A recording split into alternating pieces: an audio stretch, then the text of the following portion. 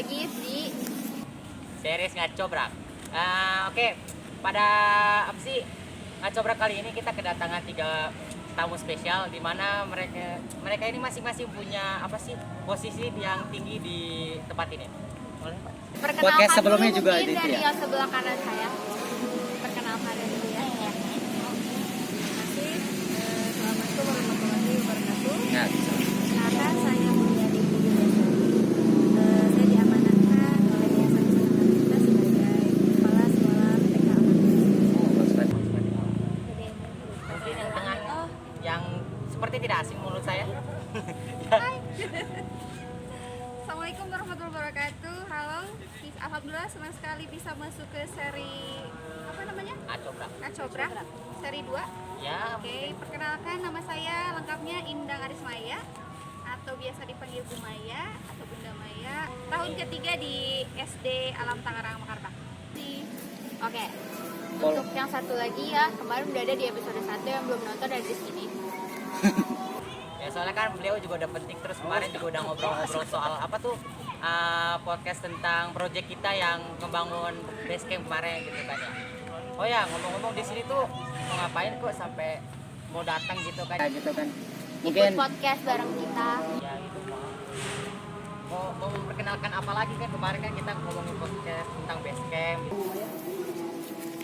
Kita mau ngapain kita di sini kan diundang ya? iya. Diundang untuk perkenalan tentang sekolah seperti apa, seperti itu ya. Ya mungkin misalnya kayak awal mula penciptaannya sekolah alam ini gimana? Apa sih Pembelajarannya, pembelajaran konsepnya. terus apa sih kesan dan pesan dan apa sih buruk dan baik yang terjadi di sini, mungkin kan teralami kan oleh guru dan orang dalam.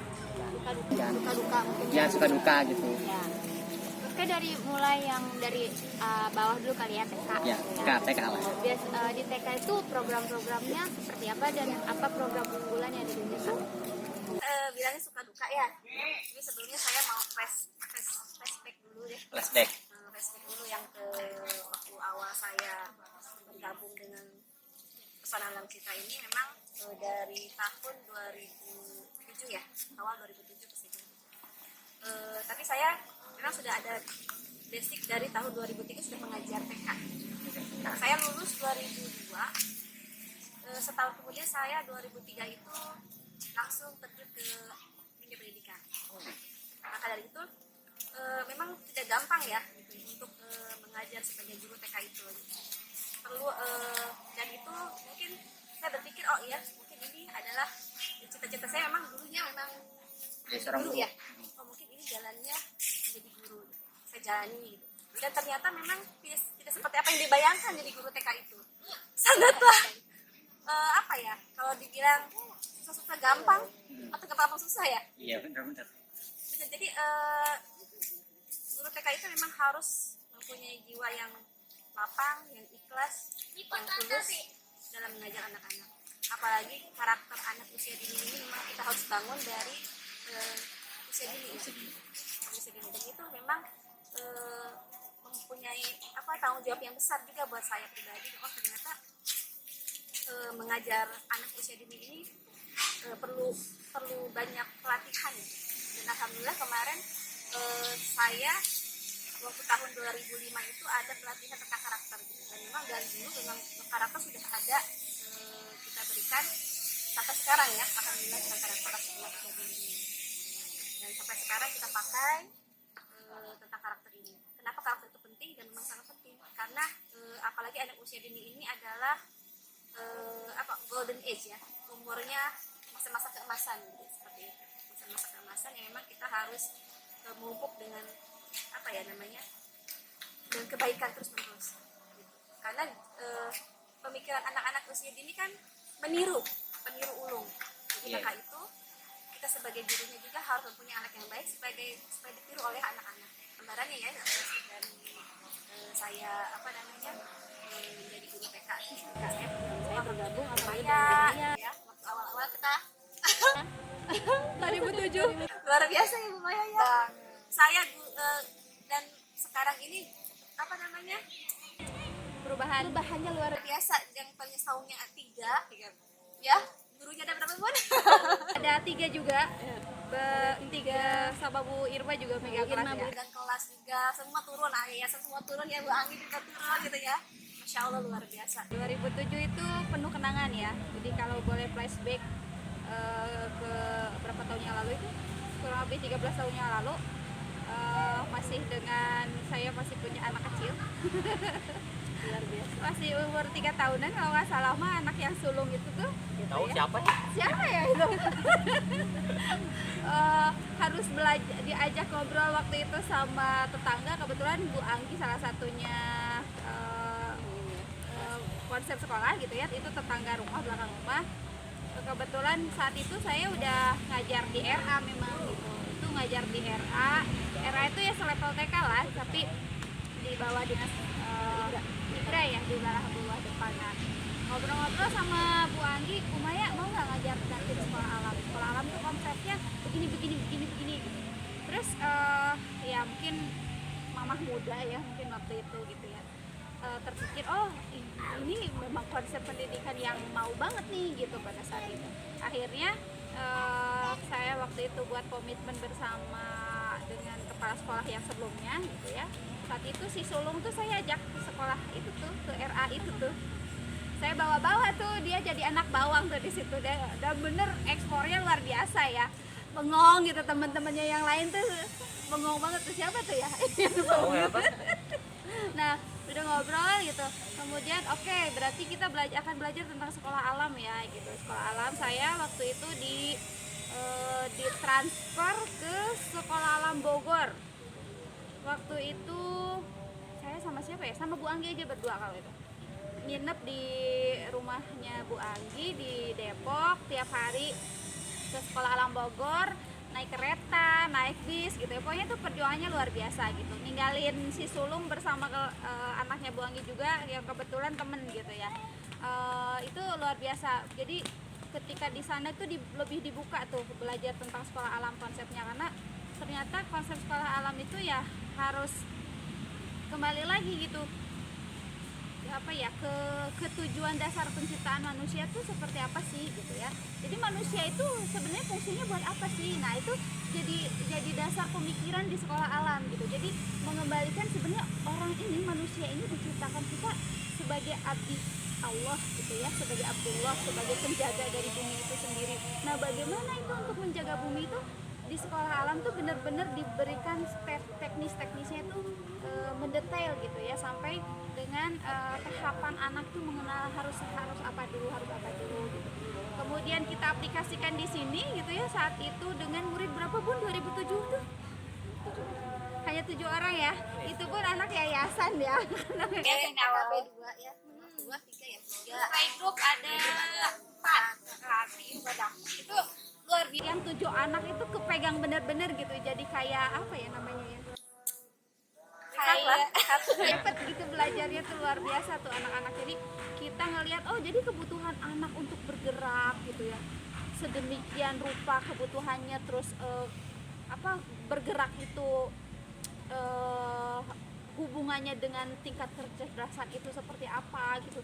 Sekolah alam ini luar biasa gitu, memberikan ruang yang sangat banyak untuk anak-anak dalam rangka memenuhi kebutuhan itu gitu. Jadi kalau flashback ya Allah ini sekarang perubahannya udah kayak apa. Dulu itu hanya di sini ya. Di sini ada pohon situ, terus di sini ada ruang perpustakaan ya. Belah sana ada saung satu. Kecil-kecil tuh dulu saungnya, nggak gede-gede ya Bun ya. Paling ukuran segede musola di sana tuh luar biasa. Dengan sebelah sana itu jadi kebun ya, kebun apa tuh? Kebun kacang panjang ya. Kacang panjang tuh di belakang tuh luar biasa. Anak-anak panen, menanam, ngerawat, nyiramin bibit yang ditanamnya gitu. Terus praktek membuat pupuk tuh dari daun-daun yang turun tuh dikumpulin ya Bun, dikumpulin gitu, ditimbun lagi sama tanah. Tapi sekarang alhamdulillah lah gitu, sekarang sudah ada yang bagian ngumpulin daun ada gitu, dan itu nanti bisa dimanfaatkan untuk kompos di belakang tuh di sana gitu. Yang dari hasil bakaran juga, bakaran daun-daun tuh kan bisa digunakan untuk pupuk juga gitu ya. Sampai dengan tahun 2020 ya, kalau dilihat perubahannya ya sangat luar biasa lah gitu, sangat luar biasa. Dari tanah Gurunya cuma 3 orang, sekarang sudah berapa pun? Banyak. puluhan ya. Tahun ajaran ini kurang lebih 30 lah ya sama KBTKSD. Ya, ngobrolin soal program. Ini maksudnya kan katanya di sini tuh mencari jati diri seorang manusia terhadap Tuhan ya gitu kan, terhadap Allah tuh ya kita sebagai hamba Allah yang menjaga bumi. Maksudnya sekolah-sekolah lain itu kan punya konsep yang sama. Terus yang ngebedain, yang bikin menarik dari sekolah ini tuh apa kan? Yang lain juga punya pasti kalau soal membentuk jati diri gitu, kalau soal manusia kan. Kalau untuk oke. Mungkin dilihat dari ini lingkungan. Juga kan kita memang perbedaan dari Lebih ya. Bebas Dari gitu ya. TK yang lain. Mungkin saya juga merasa waktu pas awal saya mengajar gedung yang lumayan lah tertutup gitu. Pas saya mengenal sekolah alam ternyata ternyata memang playgroundnya sangat luas sekali dan memang cukup buat anak-anak pembelajaran. Dari situ saya dapat ilmu baru ya gitu. Ternyata oksigen yang dihasilkan itu jadi buat ke anak juga cukup luas gitu ya, cukup banyak gitu ya. Ada tujuan dan maksud juga karena apa pembelajaran. Joy juga ke anak-anak, apalagi kan TK gitu ya, memang perlu ruangan yang memang Ya, memang bukan cuma istilahnya bukan ruangan yang tertutup ya, kanan kiri depan belakang bukan, tapi ruangan yang memang ruangan secara luas dalam arti luas gitu. Si anak butuh bergerak. Kemudian ruangan yang ada pun memang didesain tidak tertutup ya. Itu memang ada filosofisnya tersendiri sih gitu. Jadi harapannya si anak tuh pandangannya tuh luas ke depan, tuh visinya itu udah kalau misalkan anaknya dibatasi sama dinding mungkin 3 meter udah selesai ngeliat dinding sama gambar-gambar yang ada di depan. Tapi kalau ketika sekolah alam karena sifatnya terbuka gitu ya, terbuka juga visi si anak tuh udah bisa visinya udah jauh ke depan. Harapannya tuh seperti itu gitu. Si anak tuh mampu melihat lebih jauh dan anak kalau di sini tuh nggak mau pulang ya Kasihkan main di sini. kan main di sini. Yang ada kita nyuruh pulang. nyuruh pulang Iya, kasih. Teman-teman, waktunya sudah waktunya pulang nggak gitu mau ya. pulang kan lagi masa pandemi ya, mungkin ada perbedaan di masa ini dari cara pembelajarannya atau Hal-halnya Daring gitu kan. dari Bismillahirrahmanirrahim. biasa mama kali ya.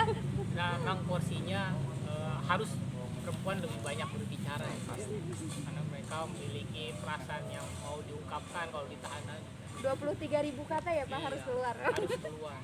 Kalau kita sebagai laki memang harus jadi pendengar yang baik. Dengar tuh. Jadi memang sekolah ini dibangun dengan mendengar permasalahan-permasalahan yang ada. Jadi permasalahan yang ada tuh yang mungkin bisa dilihat dari pendidikan yang sudah berjalan dengan sistem pendidikan yang ada, melahirkan orang-orang pintar namun minim akhlak gitu. Sehingga kenapa akhirnya sekolah alam ini merupakan sisi akhlak itu sebagai porsi utamanya dalam kurikulum, sehingga 80% itu pembelajarannya lebih banyak memfokuskan pada sisi akhlaknya, meskipun memang ada kurikulum logika, maksudnya pengetahuan, ilmu pengetahuan, bahasa itu diharapkan sebagai ilmu penyokong untuk akhlak mereka. Jadi memang dari ketimpangan sistem pendidikan yang ada, kita berharap akan melahirkan generasi-generasi yang memang berkarakter dan berbudaya Islam, jadi berakhlak yang memang sesuai visi seperti itu. Dulu, jadi tadi ada pertanyaan bedanya dengan program sekolah lain. Ada sebenarnya sekolah yang memang mengadakan akhlak Islam, itu SDIP, Pondok juga termasuk. pondok. Tapi pondok-pondok saya nggak ada juga yang memang sama konsepnya dengan sekolah alam, yaitu mengedepankan sisi akhlak. Jadi akhlak itu jadi satu kesatuan yang memang tidak terpisahkan dari amal seseorang. Jadi dan itu sifatnya spontan. Kalau memang ada perbedaan antara karakter sama akhlak akhlak itu sebenarnya karena dari kata khuluq, artinya ciptaan, tercipta, makhluk gitu, ciptaan gitu ya. Khalq itu pencipta gitu. Sehingga kita sebagai makhluk itu sama Allah sebetulnya sudah diberikan sesuatu hal yang baik. Makanya akhlak itu kita memunculkan dari dalam hingga ke keluar. Makanya akhlak itu bersifat spontan, nggak bisa gitu kita punya akhlak yang baik tapi dibuat-buat gitu. Makanya kalau akhlak itu ada hasil binaan yang terbentuk karena memang sudah ada di dalam sehingga itu muncul keluar. Sabar itu nggak bisa, nggak dilatih gitu langsung sabar tiba-tiba langsung tiba-tiba orang langsung. Itu butuh latihan yang panjang ketika mereka dapat cobaan. Syukur ya. Itu salah satu akhlak ya. Yang kalau di apa, dirasakan nggak bisa muncul secara tiba, dia harus dilatih. Begitu juga karakter. Kalau karakter itu kalau bahasa Yunaninya kan dibentuk, jadi saya lupa istilah katanya, tapi istilahnya itu dibentuk dari luar sehingga karakter itu memang cenderungnya dibentuk, tanggung jawab. Jadi karakter itu bukan berada dalam diri Dari dia sendiri, dalam. tapi dia dibentuk oleh lingkungan, oleh sekolah kan mungkin ya. Ya makanya Teman. untuk membentuk karakter itu Iya. dibutuhkan lingkungan, terus adaptasi, kemudian orang-orang yang memunculkan karakter itu ada. Makanya tadi tersebut golden age ya. Golden age itu usia-usia di mana karakter itu akan dirasakan oleh anak sebagai karakter baik, kemudian dia akan terbawa terus, misalnya jujur gitu. Karakter jujur itu nggak tanggung jawab.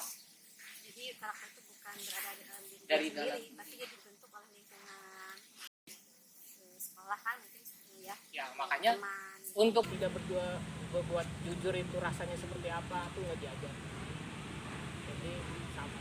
Makanya di masa-masa golden age, kalau misalkan orang tua fokusnya salah gitu, fokusnya misalkan cuma baca tulis hitung selesai gitu. Sisi-sisi lain yang membuat anak itu bisa menghadapi dunianya nanti suatu saat dewasa itu terlewati, dia akan pintar secara otak, intelek, tapi akhlaknya proses. Makanya banyak contoh gitu ya di sini. Kita sering lah lihat orang-orang pejabat yang nggak malu gitu ketika korupsi gitu kan. Itu kan yang bermasalah akhlaknya, perihal dia pengetahuannya terus lulusannya jangan diragukan lagi, cuman kepintarannya itu tidak digunakan untuk kemaslahatan umat, jadi cuman untuk diri sendiri, sehingga sisi itu ada kurang. Jadi itu akhlak ya, mungkin apa sih waktu pandemi ini bisa jadi masalah besar nggak sih buat para guru-guru buat membentuk anak kan secara tidak langsung kan nggak ketemu langsung gitu kan, itu susah nggak buat pelajaran, jadi hambatan mungkin atau enggak? Ya terus terang ya bisa jadi hambatan ya secara langsung, tapi kita juga berinovasi kan, tetap harus mencari jalan keluar kan gitu. Dari apa yang ada, dengan adanya pandemi ini yang menjadi sebuah apa ya namanya ya, sebuah lecutan barangkali atau dari Allah SWT supaya kita bisa beradaptasi dengan lebih cepat gitu ya, beradaptasi dengan lingkungan. Allah memberikan cobaan berupa pandemi ini manusia bisa berpikir nggak nih buat apa menemukan solusi gitu. menemukan solusi, ada nggak gitu seperti di sini pada saat pandemi belajar gitu ya, mau nggak mau online. Nggak hanya orang tua, guru pun memang dituntut cepat untuk bisa beradaptasi dengan cepat gitu ya, mengikuti perubahan gitu. Taruhlah yang tadinya tidak biasa di shoot dengan harus harus terbiasa, karena mungkin ini menjadi salah satu media untuk belajar gitu. Untuk yang tadi pengembangan yang tadi karakter ya, gitu. Ya mau tidak mau, karena pengembangan ini sifatnya harus melibatkan banyak orang gitu ya, tak terkecuali orang tua ya, kita bisa pada akhirnya meminta istilahnya bantuan pengembangan yang tadinya dilakukan di sekolah, mau nggak mau karena belajarnya di rumah sifatnya online gitu ya, kita juga minta bantuan kepada orang tua gitu, seperti Mengawasi itu. lebih tepatnya. Mengawasi. Karena orang tua kan sebagai mitra juga kan di Iya, sekolah. sekolah. Terus ada memang form yang harus diisi ya Bun gitu. Ya misalkan si anak sholat di rumahnya gimana gitu kan, kalau di sini kan sholat duha bisa bersama teman-temannya, gurunya bisa langsung melihat gitu ya. Terus zikirnya seperti apa, nah di rumah kadang-kadang suka los gitu ya, tapi mudah-mudahan orang tuanya bisa bekerja sama, saling mengingatkan di rumah nih, misalkan kakak waktunya untuk sama surat gitu, tapi ternyata kadang-kadang ya di rumah banyak hambatannya berupa ya mungkin istilahnya orang tua yang bekerja juga itu jadi salah satu hambatan, atau misalkan moodnya si anak belum on itu juga jadi hambatan, ya saling mengingatkan lah satu sama lain. Tadi benar yang disampaikan Bunda Lili bahwa kita guru gitu ya di sekolah harus menjadi mitra gitu ya, atau kebalikannya orang tua bermitra dengan sekolah dalam rangka pendidikan untuk anak-anak. Berarti secara teknis tuh pas daring itu lebih banyak berinteraksi daripada memberikan tugas gitu kepada anak. Interaksi banyak juga, tugas-tugas mungkin kalau di SD ada modul ya, seimbang ya. Oh jadi nggak lebih ke Memang untuk tugas. karakter sendiri kita juga selalu berkomunikasi dengan orang tua. Karena nggak bisa Kita nggak bisa kan kalau misalkan si anak tersebut sudah bisa buang sampah sendiri tanpa disuruh, itu sebuah karakter juga. Merapikan rumahnya atau membantu, kamarnya gitu ya, itu udah tanggung jawab. Karakter tuh banyak, ada jujur, ada tanggung jawab, ada amanah gitu ya. Hal kecil yang hal kecil cuman bersifat positif gitu, itu bisa jadi karakter. Ya itu betul. Dan memang karakter itu juga ketika misalkan anak usia dini itu harus dibicarakan. Misalkan ketika Alisa buang sampah, terima kasih Alisa, kami sudah tanggung jawab. Berarti dia apresiasi. Motivasi biar jadi motivasi. Karakternya ya, kita garis bawahi karakternya yang tanggung jawab itu. Nanti dia melekat gitu. Oh terima kasih kamu sudah tanggung jawab Alisa. Iya. Umi tadi aku lihat uangnya misalkan 1.000 rupiah, terus diapain uangnya misalkan. Tadi aku jajanin misalkan, itu uang siapa? Dia jujur. Ya, kita apresiasi karakternya. Oh berarti kamu sudah bersikap jujur sama ayah sama bunda seperti itu. Berarti kita apresiasi. Oke. Dulu kan saya juga ngerasain ini kalau misalkan di TK ya, saya juga kan ngajar. Ini anak murid saya gitu. Oh, Keren banget. Ini juga sama. Oh iya saya lupa. keren banget. Ini juga sama. Oh iya, saya lupa. Jadi dulu dia ini memang statusnya suka main di luar gitu, nggak mau masuk ke dalam. Dia nggak mau masuk. Sampai akhirnya saya tahu kesukaan dia suka menggambar. Saya tahu dia suka menggambar. Nah, caranya dia nggak mau masuk. Sampai akhirnya saya tahu kesukaan dia suka menggambar. Saya tahu dia suka menggambar. Terus akhirnya saya bujuk, dia ingat enggak. gambar apa? Gitu gambar aja. Dia senang, ternyata dia senang gambar. Dan saya mempunyai berarti dia ini emang senang gambar. Dan ketika senang gambar dia mau. Dia itu Pendekatannya tuh lebih dari apa ya? Nah itu dia kesukaan. Kita tahu lah